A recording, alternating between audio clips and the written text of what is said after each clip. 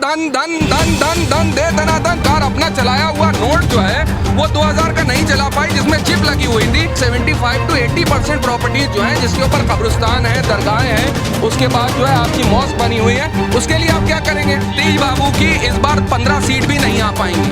वक्त की प्रॉपर्टी मुसलमानों की मिल्कियत है, किसी और की थोड़ी ना है कि सरकार आएगी कब्जा कर लेगी।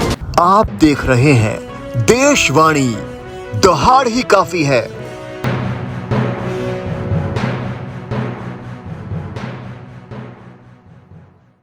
नहीं, देखिए सरकार जो है अपने चंद उद्योगपति मित्रों को फायदा पहुंचाने के लिए वक्फ बोर्ड का बिल लेकर के आई थी, उसमें संशोधन करके ये चाहती ये है कि अपने जो चंद उद्योगपति मित्र हैं उनको फायदा कैसे पहुंचा सके। आपको याद होगा जब इस देश के अंदर कृषि कानून बिल आया था तब भी ये बड़े फायदे बताए जा रहे थे कि किसानों का बहुत बड़ा फायदा होगा। एहतजाज हुआ, प्रोटेस्ट हुआ, साल भर तक चलता रहा और 650 से ज्यादा किसानों की शहादत हुई। उसके बाद इस सरकार ने बिल वापस लिया। नोटबंदी करी थी इस सरकार ने, याद होगा आपने कि हमने बहुत बड़ा मास्टर स्ट्रोक मार दिया है, आतंकवाद की कमर टूट जाएगी, काला धन धन धन धन धन दे धनाधन। कितना काला धन आज तक नहीं पता चला देश को, और काला धन आने के बावजूद भी पता चलता है क्या? खूब बड़े पैमाने पे जो है नोट जो है वो चलते हैं। अरे जो सरकार अपना चलाया हुआ नोट जो है वो 2000 का नहीं चला पाई, जिसमें चिप लगी हुई थी, वो देश चला रहे हैं। हैरत की बात है। दिक्कत इस बात की है जो वक्फ बोर्ड की प्रीमियम प्रॉपर्टी है उस पर सरकार की निगाह है। वो चंद उद्योगपति अपने मित्रों को, कॉर्पोरेट घरानों को देना चाहेंगे। आप वक्फ बाय यूजर खत्म कर दे रहे हैं। आप चाह रहे हैं कि जो वक्फ बोर्ड की प्रॉपर्टीज हैं उसको कैसे हथिया लिया जाए। एक भ्रम फैलाया जा रहा है कि वक्फ बोर्ड जो है भू माफिया हो गया है। वक्फ बोर्ड के, अरे वक्फ बोर्ड भी इसी देश का है, इसी सरकार का है। उसके जो चेयरमैन नियुक्त होते हैं उसको भी सरकार नियुक्त करती है। आप जेपीसी के अंदर सांसदों की बात सुनना नहीं चाह रहे हैं, जो आपको सजेशन दिए जा रहे हैं आप सुनना नहीं चाह रहे हैं। आप बताइए मुझको, मैं साफ कह रहा हूँ, ये लेकर के आने की जरूरत क्या थी? 2013 के अंदर तो अभी तक टेबल नहीं हुआ। नहीं, आपने देखा कितनी लड़ाई झगड़ा हुआ? ऐसी जेपीसी आपने देखी, मनमानी देखी है कि आप जो है सांसदों को सस्पेंड कर दे रहे हैं? ये कहाँ की मनमानी है? ये लोकतंत्र में रहना है या राजतंत्र के अंदर रहना है? अगर लोकतंत्र के अंदर रहना है तो लोकतंत्र के हिसाब से रहना पड़ेगा, लोगों की बात सुनना पड़ेगी। अदरवाइज प्रोटेस्ट होगा और आपको जो है फिर लोगों की आवाज़ सुनना पड़ेगी। हम प्रोटेस्ट इसलिए कर रहे हैं क्योंकि संवैधानिक कॉन्स्टिट्यूशन हमारा राइट है। आप चाह नहीं रहे कि सुनी जाए। कितनी प्रॉपर्टीज़ हैं, आप उसको क्या करेंगे? आप बताइए। 75 to 80% प्रॉपर्टीज जो हैं जिसके ऊपर कब्रिस्तान है, दरगाहें हैं, उसके बाद जो है आपकी मॉस्क बनी हुई है, उसके लिए आप क्या करेंगे? आप कह रहे जा रहे 3% संपत्ति जो है, 3 गुना जो है संपत्ति जो है, तीसरी सबसे बड़ी संपत्ति जो है वो वक्फ बोर्ड की है, डिफेंस के बाद, रेलवे के बाद और उसके बाद वक्फ बोर्ड की। अरे आप बताइए, इसी सरकार ने अयोध्या के अंदर डिफेंस की ज़मीन का नेचर और कैरेक्टर चेंज करा और फिर जाकर के उसको तिगने चौगने पांचवें दाम पर बेचा, डिफेंस की ज़मीन का। और किसको बेचा है? जाकर के अपने चंद उद्योगपति मित्रों को बेचा है जाकर।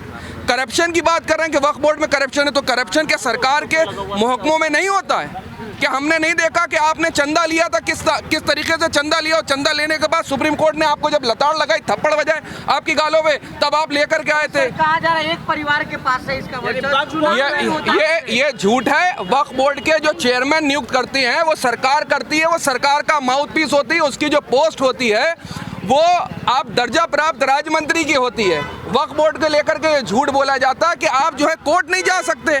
अरे एक बड़े इनके उद्योगपति मित्र का घर जो है मुंबई के अंदर, वो वक्फ बोर्ड की संपत्ति पे बना हुआ है, उसका केस चल रहा है हाई कोर्ट के अंदर। इस बात की तकलीफ है। उन तमाम बड़े अखबारात ने उस चीज के बारे में लिखा है चीजों में। जो है कहीं भी जाके दावा ठोक देता है, एक दिन पूरे देश पे दावा ठोक देगा। ऐसे होता है वक्फ बोर्ड कहीं पर भी दावा। इस देश के अंदर संविधान नहीं, इस देश के अंदर अदालतें नहीं है, तो सबको बंद कर दीजिए। हालांकि आप बंद करना चाह रहे हैं। आप बताइए जिन साहब का केस चल रहा है वो कौन सी अदालत में चल रहा है? आप ट्रिब्यूनल से दिक्कत है, वक्फ बोर्ड जो है ट्रिब्यूनल में चला जाता है। ट्रिब्यूनल, अरे देश के अंदर 70 से अधिक ट्रिब्यूनल चल रहे हैं, उनको चलाता कौन है? सरकार ही चलाती है। उसके जो नुमाइंदे होते हैं वो भी सरकारी होते हैं। उनके जो जज बनते हैं, जो जुडिशरी प्रोसेस होती है पूरा, वो हेल्पिंग हैंड कहलाते हैं सरकार के। आप अपने ही लोगों को बदनाम कर रहे हैं। जो सर्वेयर होते हैं वो भी सरकार के नुमाइंदे होते हैं। आप चाहते नहीं कि इस देश के अंदर सत्ता जो है अपने किसी और दूसरे रंग से चले, लोकतंत्र से चले। आप चाहते हैं जैसा हम चाहते हैं, जैसी हमारी मनमानी चाहते हैं, हम वैसे चलाना चाहते हैं। तो माफ़ करिएगा, इस संवैधानिक देश के अंदर ऐसा नहीं होने वाला। और सरकार खुद बैसाखियों पे आप पूछ लीजिए, चंद्रबाबू नायडू क्या समर्थन कर रहे हैं? आप बोलिए नीतीश कुमार की तो मजबूरी है। हम यही कह रहे हैं जो क्षेत्रीय पार्टियां इस वक्त भारतीय जनता पार्टी के साथ लगी हुई हैं, आने वाले वक्त में भविष्य जो है उनका महफूज नहीं है इस देश के। नीतीश कुमार और जो नीतीश कुमार को समर्थन वापस ले सकते हैं, बिल्कुल ले सकते हैं। और अगर उनको जो है बिहार की सत्ता जीतनी है और बिहार के अंदर इलेक्शन उनको देखना है तो अब माफ करिएगा, नीतीश बाबू को बहुत सोच समझ करके डिसीजन लेना होगा, अन्यथा आने वाले वक्त में बिहार की सत्ता के अंदर बड़ा परिवर्तन होगा। और आदरणीय जो एनडीए की सरकार बना करके चल रहे हैं, इनके तो खुद ऐसी रिश्ते रहे। कभी अमित शाह साहब कह देते हैं आकर के कि हमने जो है हमेशा हमेशा के लिए दरवाजे बंद करने, उसके बाद फिर बस्तियां चेंज होती हैं, फिर उसके बाद ले लेते हैं। बिहार में खतरा है या देश में? नीतीश बाबू की इस बार 15 सीट भी नहीं आ पाएंगी, आपको बता दे रहा हूँ। 15 लग रहा है साथ रहेंगे केंद्र। चंद्रबाबू नायडू तो अभी तो एटीएम यूज कर रहे हैं भारतीय जनता पार्टी को। जिस दिन उनके एटीएम में पैसा खत्म हो जाएगा उस दिन निकल लेंगे। उनको अपनी जो है राजधानी बनानी है, वहां पर पैसे पैसा पैसे पैसा खींचे चले जा रहे हैं, ना बाप बड़ा ना मैया, सबसे बड़ा रुपया। जिस दिन रुपया खत्म हो जाएगा वो निकल लेंगे अपने, उनकी खुद आइडियल। और चंद्रबाबू नायडू जी ने आदरणीय प्रधानमंत्री जी के लिए क्या कहा था, याद है आपको वो शब्द? मैं तो वो दोहराऊंगा भी नहीं, आप देखिए जाकर, मैं क्यों कहूँ उस चीज को जाकर। कि आम मुसलमानों को क्या फायदा है इससे? आम मुसलमानों को, अरे आम मुसलमानों की तो जमीन है, ये वक्फ की प्रॉपर्टी मुसलमानों की मिल्कियत है, किसी और की थोड़ी ना है कि सरकार आएगी कब्जा कर लेगी। यहाँ पे गरीब मजदूर जो गुरबा लोग हैं, जो फीमेल्स हैं, जो तलाकशुदा हैं, जो विधवा हैं, उनके लिए बड़ी सहयोग मिलता है उससे।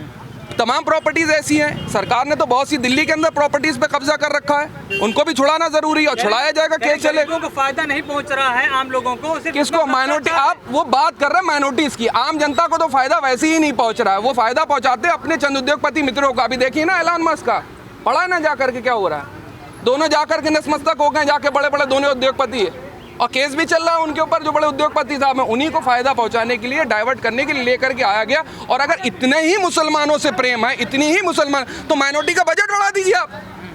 माइनॉरिटी का बजट आप कितना बढ़ा रहे हैं? लगातार बजट घटाते हैं, कभी कम करते हैं। 5000 करोड़ रुपए से अधिक का बजट नहीं है अभी तक। बिल अगर पास हो गया तो आप लोग क्या कर लेंगे? प्रोटेस्ट होगा। बिल तो वो भी पास हो गए थे, कृषि कानून बिल भी पास हो गए, फिर सरकार ने वापस लिए। कोई भी फैसला सरकार का जो होता है ना, वो हमेशा ये नहीं होता कि मजबूती के साथ उन्होंने लिया है या वापस नहीं हो सकता। ये लोकतंत्र है, राजतंत्र है। जाएगा अच्छा नहीं, प्रोटेस्ट करना जरूरी है। शाहीन बाग से किस बात का डर है? शाहीन बाग क्या हिंदुस्तान में नहीं है? शाहीन बाग, शाहीन बाग, शाहीन बाग, इतना डर किस बात का है शाहीन बाग से? सर एक लोकतांत्रिक तरीके से शाहीन बाग बनाएंगे तो जरियावाला बाग बना देंगे। कौन कह रहा है ये?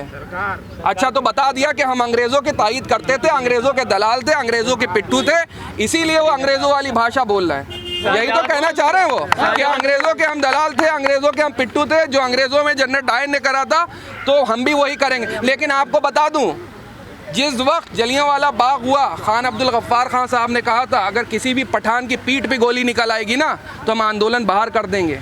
3 दिन तक चले, 65 से 62 जो है पोस्टमार्टम हुए, किसी भी एक मुसलमान के पीठ पे गोली नहीं थी, सामने गोली थी।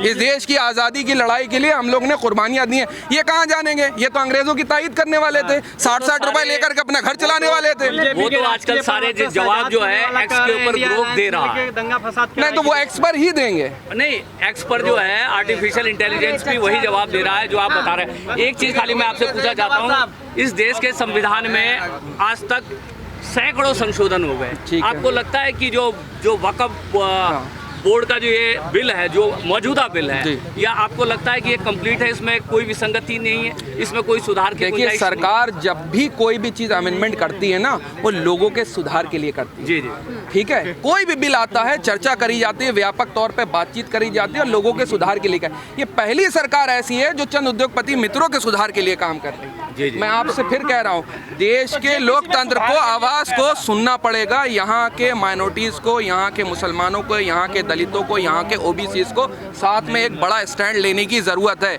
अन्यथा आप देख लीजिए, हर किसी को ये किनारे से लगा दे रहे हैं। यहाँ के मुसलमानों को इन्होंने किनारे से लगा दिया, यहाँ के दलितों को किनारे से लगाते चले जा रहे हैं। ओबीसी का जिस तरीके से रिजर्वेशन खा रहे हैं, उनको भी किनारे से लगाते चले जा रहे हैं। पावर का सेंट्रलाइजेशन हो रहा है। भारत का socio economy political justice system जो है वो कोलैप्स कर रहा है और लोगों को साथ में आने की ज़रूरत है। अन्यथा देश के अंदर यही होता रहेगा जो हम देख रहे हैं। इकोनॉमी पे बात करिए।